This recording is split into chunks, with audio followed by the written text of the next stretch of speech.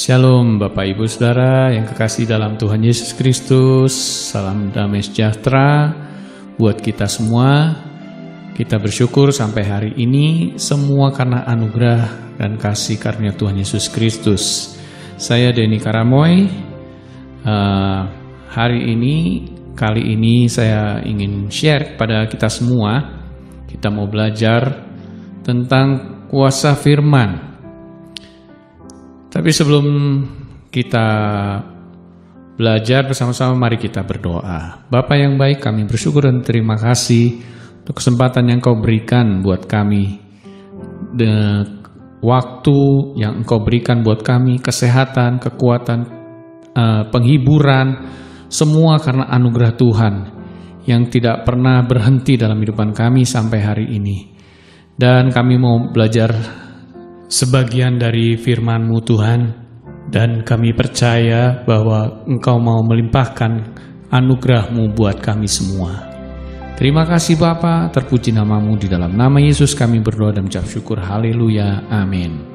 Baik Bapak Ibu Saudara yang kasih dalam Tuhan Yesus Kristus, kali ini saya ingin bagikan dengan tema kita, yaitu kuasa firman. Ya. Kita tahu bahwa firman itu kata lain dari firman adalah sabda atau perkataan atau ucapan, ya, dalam bahasa Inggrisnya word.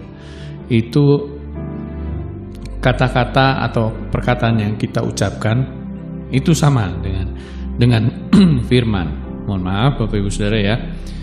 Ya.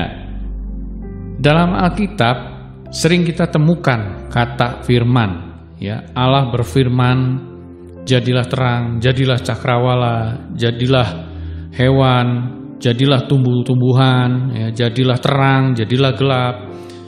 Itu semua Tuhan katakan, Tuhan ucapkan, ya, atau Tuhan berfirman seperti itu, Tuhan bersabda. Itu sama seperti itu ya Bapak Ibu Saudara.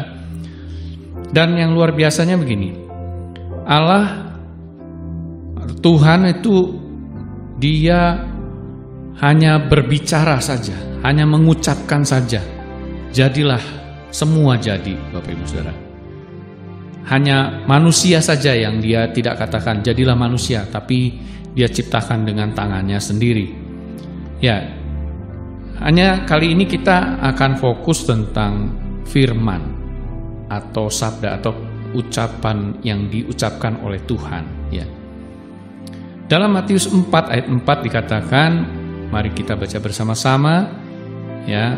Terus saya bacakan buat saudara. Tetapi Yesus menjawab, ada tertulis, manusia hidup bukan dari roti saja, tetapi dari setiap firman yang keluar dari mulut Allah, ya. Nah, ini juga ada di dalam Ulangan 8 ayat 3 dikatakan bahwa tetapi manusia hidup dari segala yang diucapkan oleh Tuhan, ya. Manusia bukan hidup dari roti atau makanan saja, tapi manusia hidup dari segala yang diucapkan oleh Tuhan. Jadi kita ini hidup karena perkataan Tuhan. Ini luar biasa Bapak Ibu Saudara ya. Kalau Tuhan katakan kita hidup, kita hidup. Nah, sekarang kita ingin membahas sedikit tentang perkataan. Kalau apa yang Tuhan katakan tentunya perkataan itu berkuasa, ya. Kalau kita lihat tadi ada perkataan yang hidup, manusia hidup, ya. Kata-kata hidup ini bisa, lawan kata dari hidup adalah mati. Contohnya bukan cuma hanya Tuhan yang bicara saja, tapi kalau kita bicara tentang hidup atau mati, ucapan kita bisa mematikan juga seseorang. Kita bisa katakan dia, kamu gak berguna, kamu ini sampah, kamu ini macam-macam hal-hal yang kata-kata yang negatif, itu bisa mematikan seseorang. Tetapi ketika kita berbicara tentang kamu luar biasa, Tuhan mengasihi kamu, kata-kata yang menghidupkan, itu orang bisa bangkit. Yang tadinya mungkin terpuruk dari masalah, mereka akan bangkit dengan perkataan itu.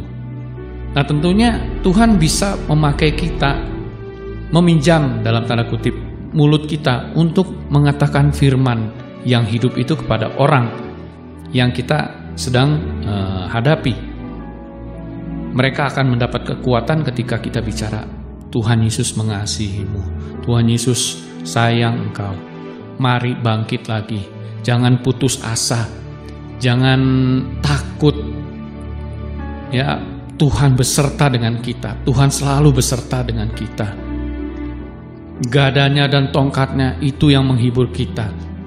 Sekalipun kita berjalan dalam lembah kekelaman, kita nggak usah takut bahaya, sebab Tuhan beserta dengan kita. Nah, itu kata-kata itu menghidupkan Bapak Ibu Saudara ya. Kita jangan sampai keluar dari mulut kita kata-kata yang mematikan seseorang. Ya, karena manusia cenderung ya, setelah manusia jatuh dalam dosa, cenderung kata-katanya yang keluar kata-kata yang negatif, kata-kata yang mematikan. Ya, saya kenal orang yang dulu latar belakangnya di dalam keluarganya itu, orang tuanya, ayahnya itu selalu kata-katanya menyakitkan gitu ya. Nggak berguna lah, pokoknya segala macam kata-kata yang kotor, kata-kata yang ya kita tahu lah, Bapak Ibu Saudara semua tahu. Dan itu bisa mematikan kita Bapak Ibu Saudara ya. Bahkan kalau kita katakan ke anak kita, kamu anak nggak berguna, anak yang bodoh, itu satu saat itu bisa mematikan dia, ya. Dengan perlahan dia satu saat dia bisa, ya memang saya ini nggak berguna, saya ini dibilang orang tua saya, nggak ada artinya. Tetapi Bapak Ibu Saudara, saya percaya kita yang dipenuhi oleh Roh Tuhan, kita yang dipenuhi oleh Roh Kudus, Roh Allah, maka kata-kata kasih, kata-kata damai sejahtera, kata-kata yang menguatkan, itu kiranya mengalir dari hati kita. Saya percaya Roh Kudus bekerja dalam kehidupan kita seperti sungai yang mengalir. Kasihnya seperti sungai, damai sejahteranya seperti sungai, sukacitanya seperti sungai. Setiap orang yang ada, yang punya Roh Kudus harus terlihat Bapak Ibu Saudara. Bukan saja di hatinya saja, tapi terlihat, terpancar dari kehidupannya. Kalau seseorang yang punya Roh Allah, terlihat dia itu punya kehidupan. Nggak dari wajahnya bisa dilihat dia itu punya kehidupan, bukan orang yang mati. Nah, saya percaya juga ketika orang yang percaya memiliki Roh Kudus dalam hidupannya, maka kata-katanya adalah kata-kata yang menghidupkan. Nah, kita kembali kepada firman Tuhan tadi Bapak Ibu Saudara. Kalau kita hidup dari firman, dari mulut perkataan Tuhan, saya percaya bahwa di dalam sepanjang penulisan Alkitab, kalau Tuhan bisa bicara kamu mati. Seperti contohnya Yesus waktu itu mengutuk pohon ara yang tidak berbuah, ya, mati langsung. Tetapi saya percaya bahwa Tuhan rindu setiap kata-kata yang keluar dari mulutnya untuk kepada orang-orang, supaya kita manusia itu memiliki kehidupan, bukan kematian Bapak Ibu Saudara ya. Jadi kalau Tuhan berkata kamu hidup, berarti kita akan hidup. Nah Bapak Ibu Saudara, yang kita mau lihat di Yohanes 1 ayat 1 ya. Yohanes 1 ayat yang pertama, di sini juga dikatakan bahwa pada mulanya adalah firman. Firman itu bersama-sama dengan Allah dan firman itu adalah Allah. Ya, pada mulanya adalah sabda, perkataan. Dan perkataan itu, sabda itu bersama-sama dengan Allah dan firman itu adalah Allah. Ya. Di ayat yang ke-14 dikatakan juga demikian. Firman itu telah menjadi manusia, atau dalam bahasa Inggrisnya dikatakan become a flesh, menjadi daging, Bapak Ibu Saudara ya. Jadi kalau Tuhan itu sedemikian memperhatikan kita, dia tidak cuma omong doang, Dia menjadi manusia, menjadi daging sama seperti kita. Artinya dia tahu penderitaan yang kita alami, yang kita rasakan. Itu sebabnya kita nggak perlu khawatir tentang hidupan kita. Bahkan di kitab Matius dikatakan, cari dahulu kerajaan Allah dan kebenarannya. Nggak perlu khawatir akan hari esok, ya, karena hari esok punya kesusahannya sendiri. Ingat Bapak Ibu Saudara, burung di udara dia pelihara, apalagi kita, bunga di padang dia hiasi, gitu ya. Itu artinya Tuhan tidak membiarkan kita sendirian, Tuhan tidak membiarkan kita mati, tapi Tuhan ingin kita memiliki hidup yang kekal bersama-sama dengan Dia. Karena manusia setelah jatuh dalam dosa, upah dosa adalah maut, kematian. Tapi ketika Yesus datang, Yesus katakan, aku datang untuk memberi hidup, membawa hidup. Dan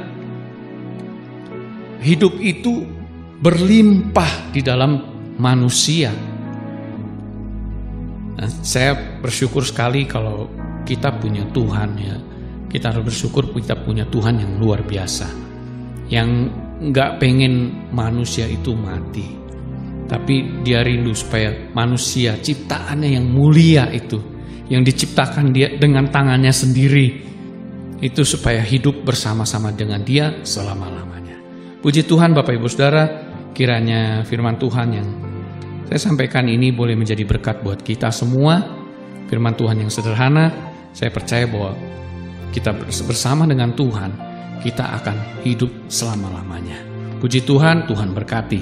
Mari kita satu dalam doa. Bapa yang baik, terima kasih untuk kesempatan yang Engkau berikan, yang kami percaya bahwa Tuhan rindu.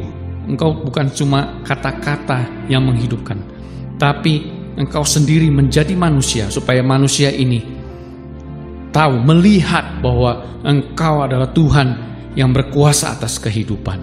Terima kasih Bapa, terima kasih, bagimu pujian, kemuliaan, kehormatan sampai selama-lamanya. Di dalam nama Tuhan Yesus kami sudah berdoa dan ucap syukur, haleluya. Semua yang percaya sama-sama katakan amin. Tuhan berkati.